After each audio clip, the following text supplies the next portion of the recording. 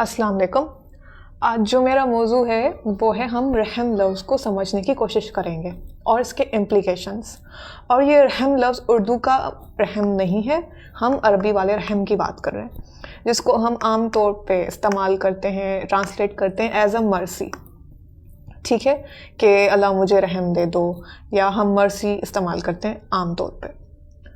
इसका अगर हम अल्लाह के लिए इस्तेमाल करेंगे तो हम रहमान बोलते हैं अल्लाह को, ठीक है, जिसको हम ट्रांसलेट करते हैं मर्सीफुल, रहम करने वाला। तो जो मर्सीफुल है वो हम पहले ये समझ लेंगे कि मर्सी होता क्या है। जो मर्सी होता है वो हम किसी पे रहम तरस तब खाते हैं जब हमें उन्हें दूसरा मौका देते हैं हम। तो अगर एक बादशाह अपने मुलाजिम को सज़ा नहीं देता, उसको माफ़ कर देता है, उसको छोड़ देता है, उसको स्पेयर कर देता है, तब हम उसके लिए इस्तेमाल करते हैं शफ़ीक या एहसान करना। ठीक है, तो उसको छोड़ देना, माफ़ कर देना, तो इसका मतलब होता है मर्सी। लेकिन रहम का लफ्ज़ मर्सी नहीं है, इसका मतलब है लव एंड केयर। और ये क्यों? क्योंकि अरबी में कुछ रूट अल्फाज होते हैं। तो ये जो रहम लफ्ज़ है ये रा हा मीम से बना है, ठीक है। और इसका जो मतलब है, इसको वूम्ब कहते हैं। मतलब जब माँ, जो एक औरत माँ बनती है, उसके पेट में बच्चा होता है, तो उसको वूम्ब कहते हैं। और इसके लिए लफ्ज़ इस्तेमाल होता है अरबी में रहम का, ठीक है। और ये अल्लाह भी कहता है कि मैंने औरत के पेट जिसमें वो बच्चा होता है, तो मैंने उसको अपना नाम दिया है रहम। एक औरत माँ बनती है तो उसके लिए वो बहुत टफ सिचुएशन होती है, ठीक है। वो अपने बच्चे को नरिश करती है, उसको खाना देती है, उसकी फ़िक्र करती है। जबकि उस बच्चे को पता नहीं होता कि उसकी माँ है ये, ठीक है। उसको पता ही नहीं कि मेरी कोई माँ है। तो अगर एक माँ अपने बच्चे के लिए परेशान है, उसका ख्याल रखती है, उस वक्त के साथ साथ उस माँ की परेशानी बढ़ती रहती है, उसका प्यार बढ़ता रहता है अपने बच्चे के लिए जो उसके पेट में होता है, तो वो मर्सी तो नहीं हुआ, ठीक है। वो शफ़क़त तो नहीं हुई, वो एहसान तो नहीं कर रही अपने बच्चे पे, वो प्यार कर रही है, ठीक है। और उसका ख्याल रख रही है, ठीक है। और यही लफ्ज़ हम अल्लाह के लिए इस्तेमाल करते हैं, रहम लफ्ज़। अब हम इंसान किसी को प्यार तो कर सकते हैं, लेकिन ज़रूरी नहीं कि हम उसकी फ़िक्र भी करें। वाइस वर्सा, हम किसी की फ़िक्र कर सकते हैं, लेकिन ये ज़रूरी नहीं कि हम उसको प्यार भी करें। बच्चे और माँ की मिसाल लेते हैं। बच्चा छोटा है, पेट में है, उसको पता नहीं, जब वो बड़ा हो जाता है, 1-2 साल का हो जाता है, तो उसको माँ से प्यार तो हो सकता है, लेकिन उसकी फ़िक्र नहीं हो सकती, ठीक है। उसको, वो सेल्फिश होता है बच्चा उस उम्र में, वो उसकी देखभाल नहीं करेगा। इन द सेम सीन कुछ लोग प्यार तो करते हैं, एक नर्स जो होती है वो अपने पेशेंट का ख्याल तो रखती है, लेकिन ज़रूरी नहीं कि वो उसका प्यार भी करती हो, वो उसको सारे पेशेंट्स को प्यार भी करे, लेकिन उसका ख्याल रखना उसकी ड्यूटी है। लेकिन अल्लाह एक टाइम पे ही अपने बंदे के साथ प्यार भी करता है और उसकी केयर भी करता है, ठीक है। अब ये जो रहम लफ्ज़ है, जो हम उसको रहमान में ट्रांसफ़र करते हैं, ठीक है, और हम फातिहा में भी पढ़ते हैं रहमान अर्रहीम।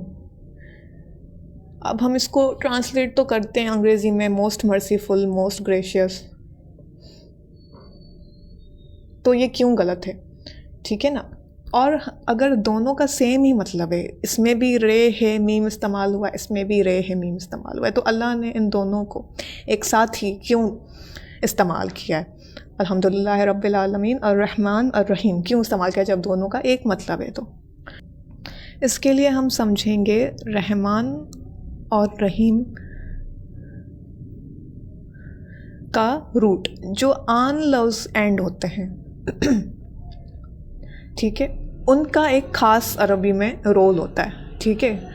और जो ईम से एंड होते हैं उनका ख़ास रोल होता है, जैसे कि रहमान जैसे लफ्ज़ और भी होते हैं, गदबान, अतशान, कुफरान, ठीक है, रेहान। इनका मतलब गुस्सा करना, भूख, कुफर करना या बहुत ज़्यादा खुश होना।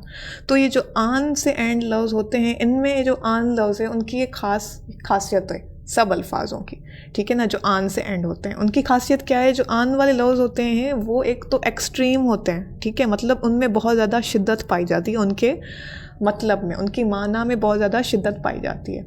दूसरी चीज़, जो आन लफ्ज़ होते हैं उनकी खासियत ये है कि वो प्रेजेंट में हो रहे होते हैं, वो मतलब इसी वक्त, happening right now, in action, ठीक है। और दूसरी चीज़ कि इनमें तीसरी खासियत क्या है आन लफ्ज़ों की, कि वो टेम्पररी होते हैं, ठीक है, वो परमानेंट नहीं होते, वो आर्जी होते हैं।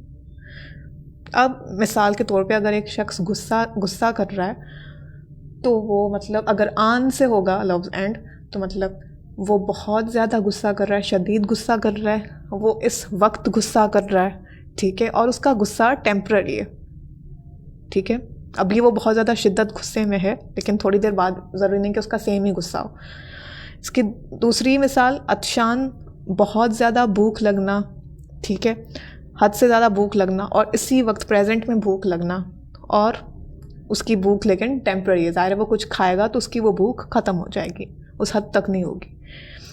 इसी तरीके से कफरान, रेहान, ठीक है। तो इनमें ये खासियत है। इसी तरीके से जो रहमान लफ्ज़ है, तो मतलब रहमान का मतलब हुआ बहुत ज़्यादा शिद्दत से प्यार और फ़िक्र करने वाला, केयर करने वाला, और उसकी जो प्यार रहम, उसका जो रहम है, उसका जो लव एंड केयर है, वो इसी वक्त प्रेजेंट में भी नज़र आ रहा है। लेकिन इसकी एक नेगेटिव चीज़ और हमें खौफ दिलाने वाली चीज़ ये भी है कि वो शिद्दत, प्यार की शिद्दत, वो केयर टेम्पररी है, ठीक है। और वो शिद्दत और प्यार, उसकी वो शिद्दत और प्यार वैसी है और 70 माओं से ज़्यादा है, जिन माओं को बच्चा होता है पेट में और उस बच्चे की उसी तरीके से फ़िक्र करती हैं, उनके लिए परेशान होती हैं, उनके लिए खुद दर्द झेलती हैं, ठीक है, उस बच्चे को पता भी नहीं होता। अब ये और मीम की एंड वाले जो लफ्ज़ होते हैं, रहीम, करीम, ठीक है, हकीम, इनमें खासियत ये होती है कि ये पहली चीज़ तो क्वालिटी होती है, ठीक है, सिफ़ा, मतलब एक इंसान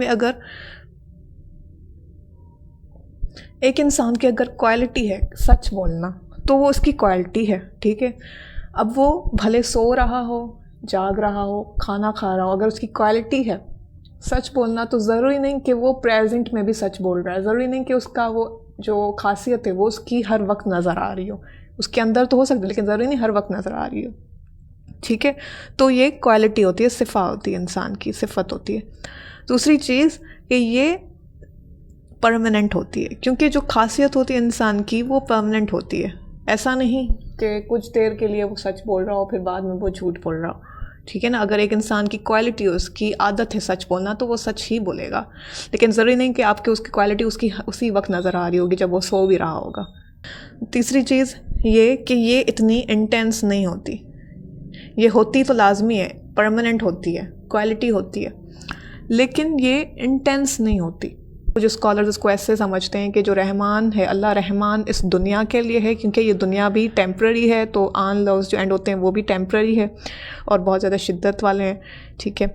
और जो रहीम है, क्योंकि वो परमानेंट है, तो अल्लाह का जो रहम मतलब प्यार और फ़िक्र वो मतलब आखरत के लिए, क्योंकि वो दुनिया परमानेंट है। तो और रहीम जो लफ्ज़ है, इसका जो मतलब लव एंड केयर है, उसको लोग ये भी उसका निकालते हैं मतलब कि अरबी में कि रहीम लफ्ज़ के लिए भी इस्तेमाल होता है एक बैग, ठीक है, जो कि पानी से भरा हुआ है और ये लेदर का बैग है, ठीक है। और ये बैग इतना फुल है पानी से कि इसमें से पानी निकल भी रहा है, बह भी रहा है नीचे। ऐसा प्यार, ऐसा लव एंड केयर जो पोर आउट होता हो, जो ओवरफ्लो इतना ज़्यादा हो, इतना शदीद हो कि वो गिर रहा हो नीचे। और गिरने से मुराद है कि बज़ाहिर नज़र आता हो लोगों को। ऐसा नहीं कि वो ढका छुपा प्यार है, बल्कि वो ऐसा प्यार है जो आपको नज़र आएगा चीज़ों में, छोटी छोटी चीज़ों में।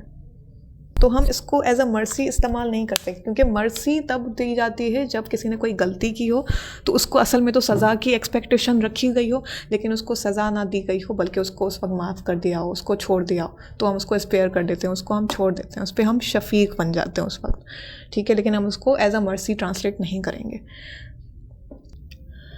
अब ये सारा जो हमने मैप समझा रहमान लफ्ज़ का, रहम लफ्ज़ का, इसकी इम्प्लिकेशंस क्या है, इससे हम क्या सीख सकते हैं? ये जो रहमान और रहीम का डिफरेंस है वो हमें क्या सिखाना चाह रहा है? पहली चीज़ तो हम जब फातिहा में पढ़ते हैं अर्रहमान और अर्रहीम, तो इसका सीक्वेंस रहमान और अर्रहीम क्यों है, रहीम रहमान क्यों नहीं है? तो मैंने जैसे बताया, रहमान जो है वो बहुत ज़्यादा एक्सट्रीम है और वो इमीडिएट है, वो प्रेजेंट में हो रहा है। तो एज अ ह्यूमंस हमारी नेचर क्या है कि हमें जब फ़िक्र, हम कोई टेंशन में होते हैं, हमें किसी चीज़ की ज़रूरत होती है, तो हमें हर चीज़ बहुत इमीडिएट चाहिए होती है। हम किसी का इंतज़ार नहीं हमें करना पसंद, हमें किसी चीज़ का इंतज़ार करना नहीं पसंद, किसी इंसान का इंतज़ार करना नहीं पसंद, या हम बहुत ज़्यादा इम्पेशेंट हो जाते हैं और हम ये सोचते हैं कि अगर हमें जो चीज़ मिल रही वो हमें इसी वक्त मिले। अगर मेरा ऑर्डर आना है तो मेरा ऑर्डर आज आ जाए। अगर एक इंसान को किसी इंसान को आना है तो वो आज ही आए मुझसे मिलने। अगर किसी इंसान की सैलरी अभी तक नहीं आई होती तो उसके लिए बहुत ज़्यादा एंक्शस होता है, बहुत ज़्यादा परेशान होता है कि मेरी सैलरी आ जाए, कि सैलरी डिले होती रहती है, तो उसको बहुत ज़्यादा फ़िक्र होती है और उसको होती है कि बस सैलरी अभी आए और शिद्दत से आए, बहुत ज़्यादा है। हमें अगर वो चीज़ इमीडिएट चाहिए होती है, हमें वो इमीडिएट थोड़ी सी नहीं चाहिए होती। अगर मैंने इसकी मिसाल दी थी, अगर एक इंसान को प्यास लगी है, इसके लिए अतशान लफ्ज़ इस्तेमाल होता है, या जो आन, अगर किसी को भूख लगी है तो आन लफ्ज़ जो एंड होते हैं। तो इससे हम क्या सीखते हैं? जब अल्लाह हमें अर्रहमान अर्रहीम बोलता है तो वो कहता है कि तुम जब ज़रूरत के वक्त मुझसे मांगते हो, ये सूरत पढ़ते हो या मुझे याद करते हो, तो ये सोचना कि मैं इस वक्त शिद्दत से तुम्हारे सामने रहमान हूँ, तो मैं लव एंड केयर शो कर रहा हूँ, इस वक्त शो कर रहा हूँ। तो इसका सीक्वेंस तभी अर्रहमान है, फिर अर्रहीम है, क्योंकि पहले अगर हमारी इमीडिएट नीड्स पूरी होंगी, इमीडिएट केयर हमें मिली जाएगी, इमीडिएट प्यार हमें मिला जाएगा, फिर ही हम आगे फ्यूचर का सोचेंगे। अगर हमारी प्रेजेंट नीड्स पूरी नहीं होंगी तो हम आगे कैसे सोचेंगे? तभी फिर अर्रहीम उसके बाद इस्तेमाल हुआ है। और अर्रहीम का मैंने क्या बताया कि एक वो क्वालिटी है, वो सिफ़ा है, वो कांस्टेंट रहती है, इतनी शिद्दत की नहीं होती, लेकिन वो होती है तो वो परमानेंट होती है, कांस्टेंट रहती है। तो जब एक इंसान की इमीडिएट नीड्स पूरी होंगी, इमीडिएट मर्सी, उसको इमीडिएट केयर मिलेगा, इमीडिएट लव मिलेगा, इमीडिएट अटेंशन मिलेगी अल्लाह की, तभी उसको फिर वो आगे का सोचेगा। तो अल्लाह फिर उसको कहता है तुम फ़िक्र नहीं करो, अगर मैं इस वक्त तुम्हें प्यार और तुम्हारी संभाल कर रहा हूँ तो मैं आगे भी तुम्हारे ऐसे ही करूँगा, आगे भी तुम्हारी ऐसी ही परवाह करूँगा, ऐसा ही तुम्हारा ख्याल रखूँगा। तो हमें ये एक होप देता है आगे फ्यूचर के लिए, और हमें एक रिलैक्सेशन देती है अभी प्रेजेंट के लिए। इमीडिएट नीड्स हमारी पूरी होती हैं जब हम अल्लाह का ये नाम याद करते हैं। तो इसकी दूसरी इम्प्लिकेशन क्या है कि हम बहुत ज़्यादा अल्लाह की नेमतों को, अल्लाह के प्यार को फॉर ग्रांटेड लेते हैं। जैसे कि मैंने बच्चे की एग्जांपल दी। जब बच्चा छोटी उम्र का होता है, उसको वो माँ की संभाल देखभाल नहीं कर सकता, वो सेल्फिश होता है, उसके अंदर बहुत ज़्यादा इड होता है, उसकी नीड्स का होता है उसको फ़िक्र। साइकोलॉजी में इसको इड बोलते हैं, क्योंकि बच्चे की नीड्स, उसकी वो टाइम होता है कुछ सालों का, फर्स्ट ईयर्स का बच्चे के, कि उसको इड सेल्फिश होता है। वो मुझे ये चाहिए, मुझे वो चाहिए, मुझे प्यार, माँ की अटेंशन चाहिए, प्यार चाहिए, उसकी देखभाल नहीं कर रहा होता वो। तो हमारा भी रिश्ता कुछ अल्लाह से ऐसा ही हो जाता है कभी कभी। तो ये जो है हमें अर्रहमान हमें रिमाइंड करवाता है।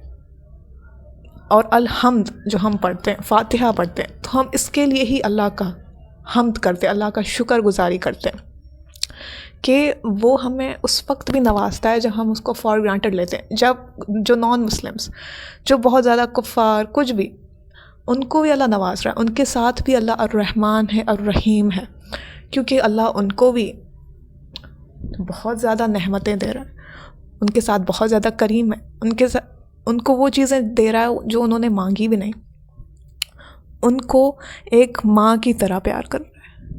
उनके लिए अल्लाह एग्जिस्ट नहीं करता जैसे एक बच्चे के लिए माँ एग्जिस्ट नहीं करती जब वो पेट में होता है तो, लेकिन माँ उसके लिए फिर भी हर तकलीफ़ झेलती है, हर मुश्किल झेलती है, और उससे मज़ीद जितनी बच्चा तकलीफ़ देता है माँ उससे मज़ीद प्यार करती है, माँ की फ़िक्र मज़ीद बढ़ती है, माँ तकलीफ़ झेलने को मज़ीद तैयार हो जाती है।